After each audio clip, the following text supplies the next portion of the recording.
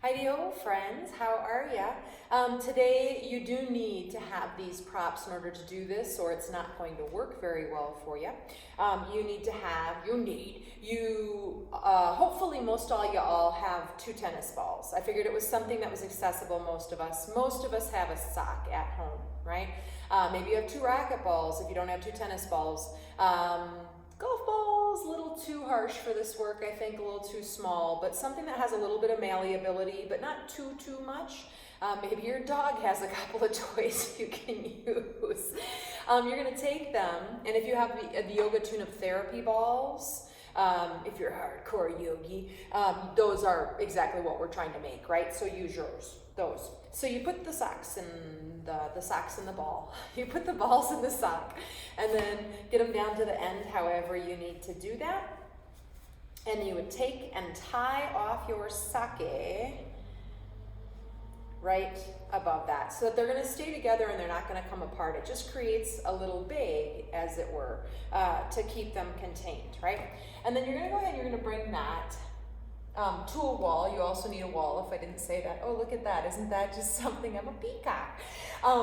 And so against the wall, I'm going to start with my legs fairly straight, and I'm coming onto the sacrum. I'm coming onto the part of my pelvis just beneath the low back where the lumbar are. I want to line that up so that when I start to roll, it rolls on either side of my spinal column without rolling on the actual vertebrae, right?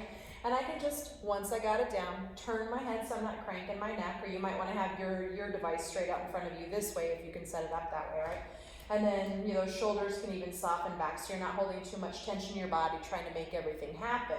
You're going to bend the knees, move into a little squat, and just start to roll up and down. We're going to take the back in segments so that it's not major quad work trying to get that far down in a squat or whatever. I don't think that's worth it. Right? If you're worried about your hair, you can have the head come a little bit away from the wall. Otherwise, you can just go ahead and you can just let the body be against the wall and slide up and down. This depends on your surface. So I'm just starting to move, probably like S1, L5, L4. Maybe I get towards L3, but probably not even quite that high. Not saying that's where you have to be, but just meaning I'm not doing a huge expanse of my body right now, yeah? And then let's go ahead and we're going to take that up. Let's come more up towards L4, or just about the top of where the balls made it to, so that we're catching the very top of where we were, moving up to the next segment. I start with fairly straight legs, and again, I just start to bend my knees. Now you can make this bigger or smaller, but I am going to suggest you don't squat too much so that it ends up being like the quads and the psoas and all kind of things grabbing on, because the whole idea is we're trying to soften some stuff, right? So, again, hopefully not turning your head to look at device like I am. And just starting to roll through. So what I'm starting to notice is how tight my right side of my spinal column compared to my left side in my lumbar spine. I have got some stuff that I am getting into. I need to do this more often. I think we always think about, oh, I got to get out to a massage therapist. We make it this luxurious thing and someone else doing it for us, but Ayurveda, they do so much with self-massage, abhyangas, an oil massage. I do it at least 3 to 4 times a week. And then, and it's helped me get through this time of not having anybody to touch me, right? Because I live by myself. But also for this kind of stuff, like I don't have to pay a boatload of money. You're going to go up to the next segment. Again, you come to the top of where you just were, so you're catching that on the bottom end of your thing. And then you're rolling through the spine. And again, I'm noticing it's my right side. It's going all the way up. Oh, that's good information, right? So if I can, learn to touch myself so that I can get some of what I need from myself instead of it being from somebody else, I start to build that idea of I am worthy, right? I'm worthy of touching myself. I am capable of supporting myself, of helping myself, of healing myself. I don't need to go to somebody else to do that. And then why wouldn't you? I mean, this to me, holy cow, does this feel healing. It's funny, I had my tune-up balls hidden from my move with some other yoga stuff, and I just went through with my spring cleaning and found them, and I was like, oh! Okay. Moving up to the next section. When you do this on your own, you don't have to follow the video. You take as much time as you want. Take each segment. Maybe you don't need as much on this part of your back because it's not hurting as much, but you could use a heck of a lot more lower, whatever that is, right? And sometimes I even play with, I'll stay in one spot that's like, whoo, if there's an epicenter, I call it, and I might even rock just a little bit right to left. Not so much into my bone, but just to kind of knead into, or what sometimes is called stripping the muscle, right? They run like a grain of wood. They run from bottom to top in our upright position. So sometimes going sideways across them can get a little bit of leverage. Or you might just stay and put pressure against a spot.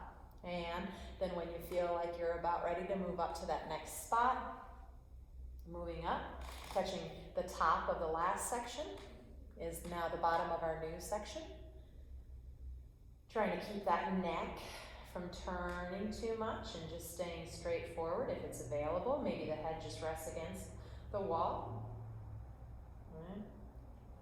And I don't want to spend a lot of time on knees, but don't let the knees go too wide. Keep them forward. It's just a little healthier on your knees. You might as well get a little knee strengthening, quad strengthening while you're here doing this. And moving up to the next section. We've got about 2 more sections to go or so, but you can have more than that. Maybe you're done already. You're doing deep squats. I'd say don't, but hey, what do I know? Oh, and see up here, it's the left side by my shoulder blade more than the right, you know? So you find out this good stuff about your body. Holy moly, do I need to do this more. I'm glad I found my balls and remembered to do this.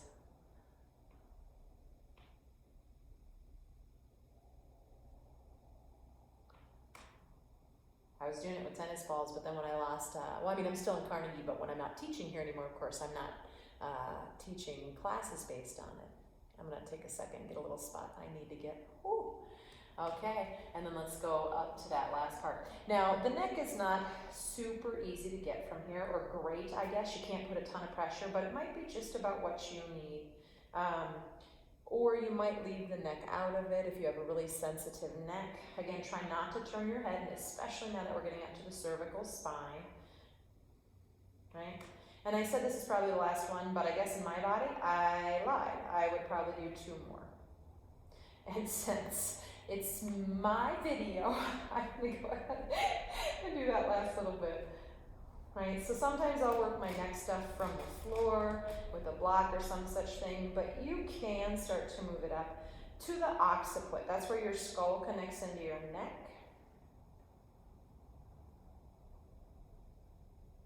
And again, if you feel a spot, or it's helpful to rock a little bit from right to left. And go ahead and grab the balls so they don't fall on you. And you can either just use that wall as something to lean against to support yourself with your feet out away from the wall a little bit. Knees are soft, and just take a second. Don't try to whoop your shoulders back or any such thing. Just lean into the wall, close the eyes, take a second, and tune into your back body, particularly from your sacrum up to your skull, and see if it feels any different than when you got here.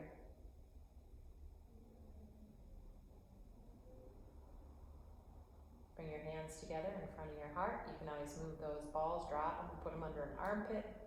Take an inhale. Exhale, really gently bowing the head in towards the heart.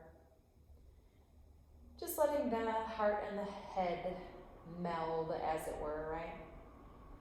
Reminding them to be affected by each other. We can't be just all heart and we can't be all head. So it's a beautiful combination between the two. And always remembering to make our choices from love and abundance, try that again, instead of fear and scarcity. Namaste. Evidently one of those verbal days for me. I can't remember how the peacocks sound. Okay, love you. I hope your back feels better.